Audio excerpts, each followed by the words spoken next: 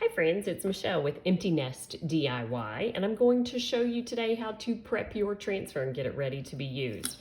So this is the new Club Couture transfer. This is a B-size transfer, and all of the transfers come in a plastic protective envelope. And you'll want to save this, so set it aside. You'll notice that this transfer has white lines across it. Those are actually going to be your cut lines. Transfer first and then mark it, and I'll show you why it would be important to mark it.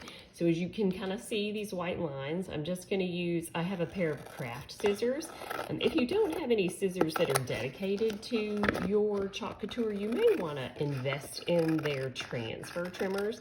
They're great little scissors, and the reason for that is that transfers can sometimes get kind of sticky when you cut them, and so you want to make sure that your scissors stay sharp and that you're probably using them for just your transfers. Those of you that sew know exactly what I mean by having sewing scissors and paper scissors. All right, so now I have my transfer cut apart, and I want to take and flip it over.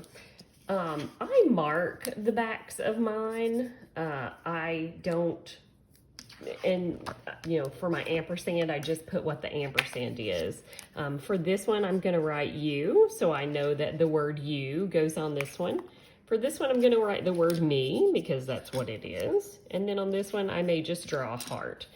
The importance of marking the back of your transfers is so that after you use them and you stick them back onto the transfer sheet, you know which is the right side. This side is dull. You want to stick them onto the shiny side. And I have stuck one on the wrong side before and almost ruined a transfer, so that's very important that you do that.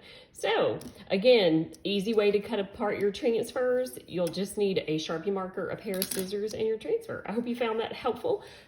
Subscribe to my channel, Empty Nest